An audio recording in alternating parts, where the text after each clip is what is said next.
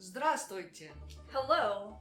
Welcome back. We are Yana and Ellen, my mother. We are cooking again today from our cookbook and cultural compendium, Than Borsch. And today, I feel like I say this every time, but we have something really special that Russians are definitely obsessed with. Blini. Or as Americans say, blinis. Blini? No, blini. Well, Rough. ew. Blini. It's kind of hard to pronounce, I guess, but Blini. Blini. Blini, so they're the crepe-like pancakes, the very thin ones, and they are treated with such reverence in Russian culture. There are holidays based around them, which we're going to talk about, so stay tuned. There's writers have written odes to them. They are really just, there's something. So what do we need? We need flour, first and foremost, sifted flour. To the flour, we're going to add 2 eggs.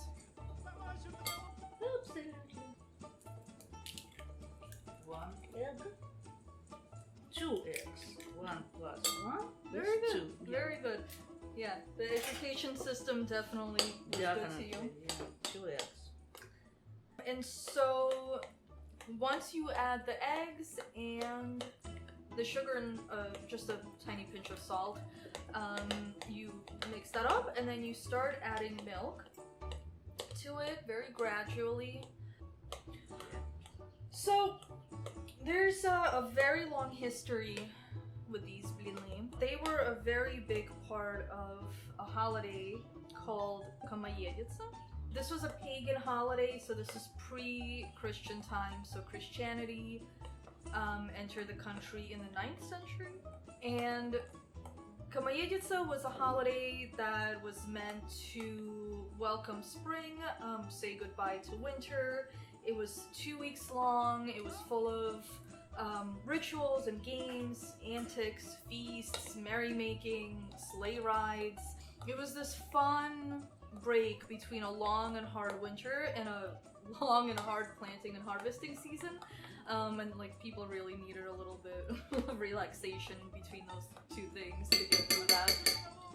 Okay, I have to interrupt you. Something in the middle of putting milk when it's pretty homogeneous. Homogeneous? I think. Homogeneous. Oh my god, homogeneous. Is this, okay, I learned. would you say that this is the... no, so now we have to mix it with the mixer, and then after that put more milk until it's gonna be desirable consistency. How did you say it? Homogeneous? Homogeneous? Homogeneous. Yeah. What homogeneous? I would just say smooth. Smooth. But I want to, but some homogeneous. more educated.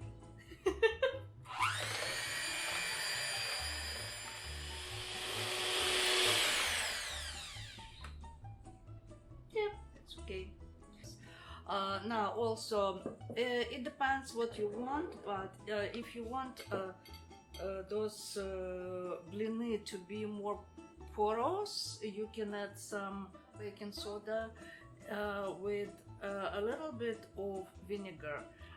If you want them completely flat, you do not have to do that, but I personally prefer to use this one. So there's a little bit of science that happens. The idea here is that when you mix a base and an acid, you get this bubbling reaction, and so it creates those porous, airy bubbles in the blin.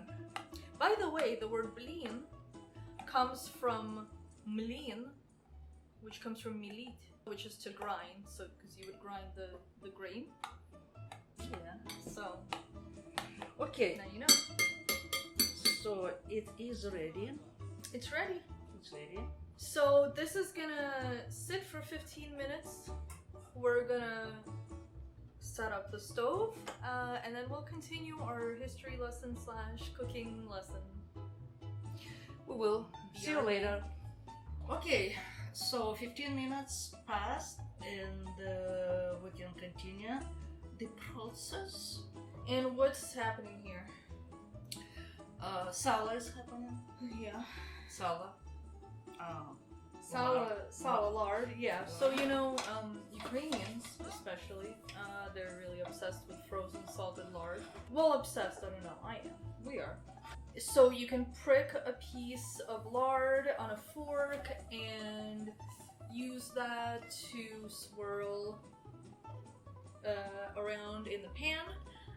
Because you don't want to just pour oil in there. You don't want it to be like gobs of oil. You're not sauteing anything. You need it to just be evenly covered with a very thin layer. So a piece of potato pricked on a fork, and you dip that into oil, or you can put some gauze on a chopstick, tie it up there, dip it in oil to swirl it around. Either way, you don't want to gob the oil on there. You want to spread it around with something. So getting back to the historical part of this, Komayeditsa was a pagan holiday.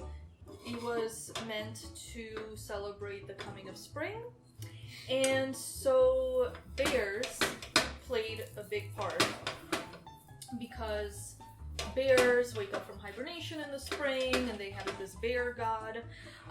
And bears is this Old Russian? This isn't like... What do you mean? Kuom, the word kuom, it meant bear. Yes, it's Old Russian. Yes. Yeah. That's the name of the bear. Yeah. So that's why it's called Komayeditsa. And so the funny thing is that there's this saying that we all grew up with, Первый блин комом, which means the first pancake comes out lumpy. It's kind of a life lesson and kind of like a literal, I don't know, it's just the first one. Surprise. Yeah, you just need, you need to like really get into the groove of things before they start coming out. And the first one usually doesn't come out. It comes out lumpy. Turns out that's not what this phrase was to begin with. And where it originated was Первый блин комом, not комом, which means the first pancake to the bears. Because the ritual during Komayeditsa was to give the first blin, the first pancake that you cook, you take it to a clearing and you leave it kind of as a sacrifice to the bears who are waking up from their slumber. Also out of respect, because they're, after all, they're owners of the forests, so yeah, respectful. Yeah. And there were a lot of rituals and there's a lot of symbolism that come along with these blini. So I'm gonna taste this just to make sure that we put enough sugar. Again.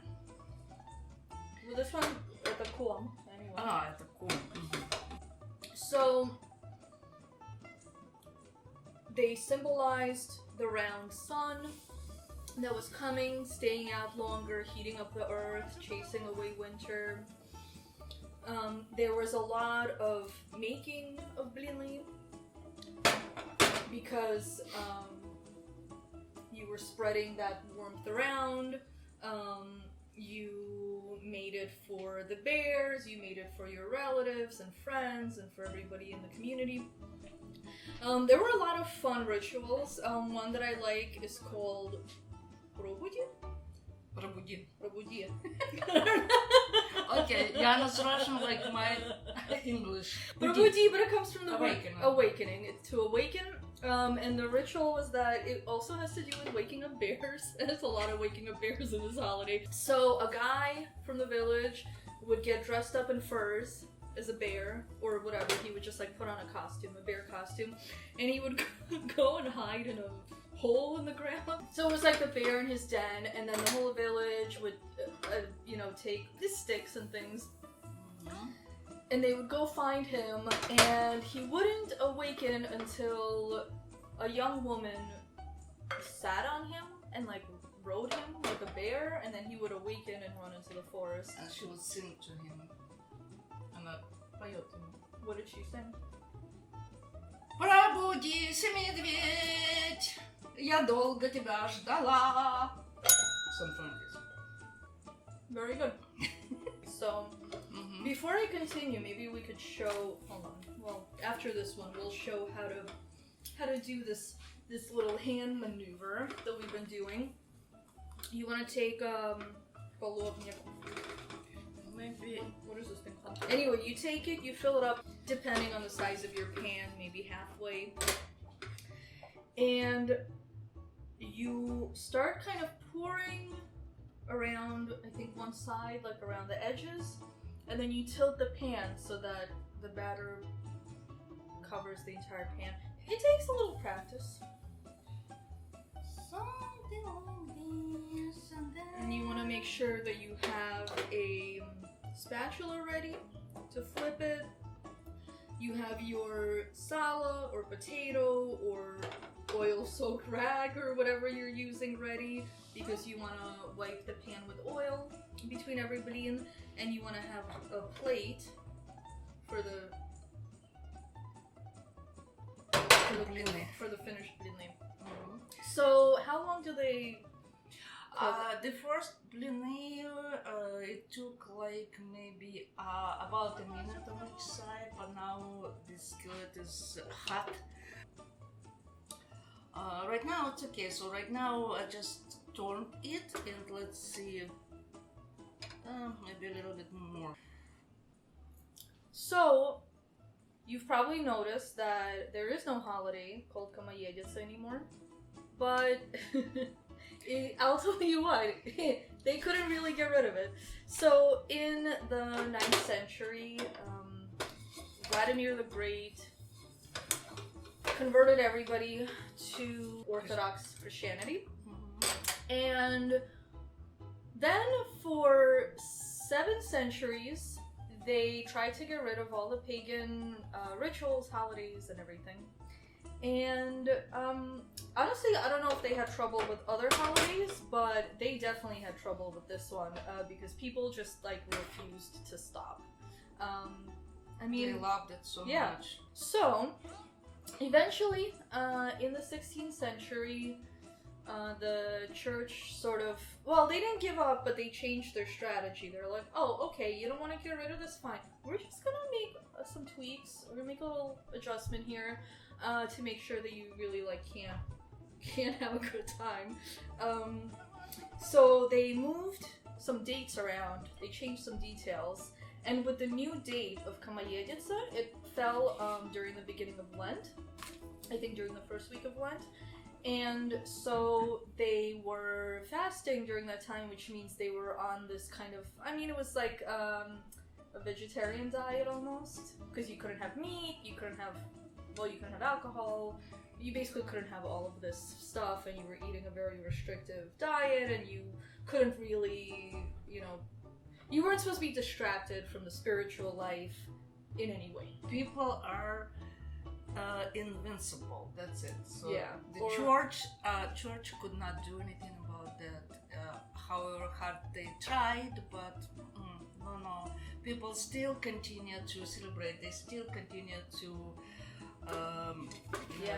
Blini are invincible. To make blini. So instead of Komayeditsa, they changed the name to Maslenitsa. So Maslenitsa comes from the word masla, which means butter, because they kept this.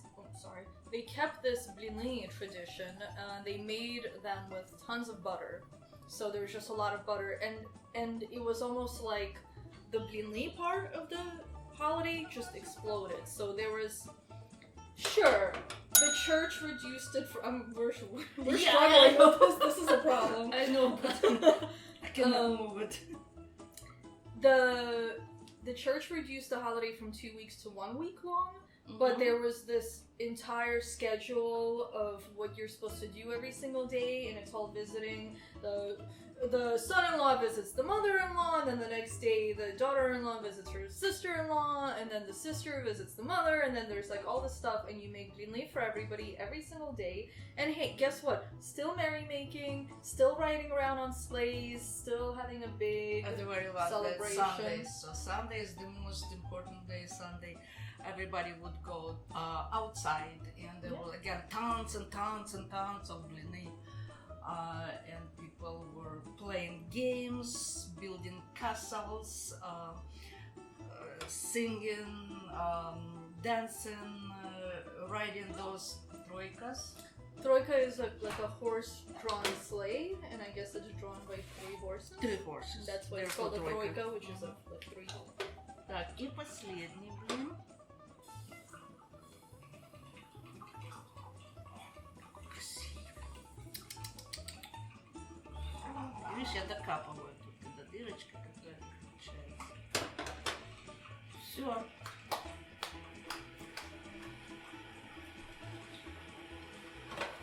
Подожди, дай мне блин положить.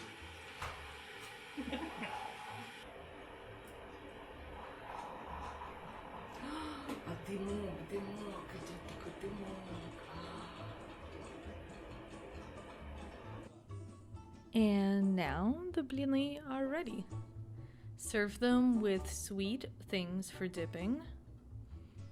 You can also spread caviar on them with a bit of butter.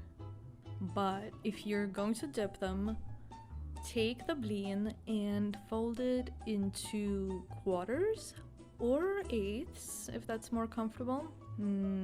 Strawberry jam, wild berry jam, honey. I think I'm gonna try the condensed milk. Yum. Finish it off with some unsweetened tea. And you've got yourself a breakfast. Or a brunch. Or lunch. Or dinner.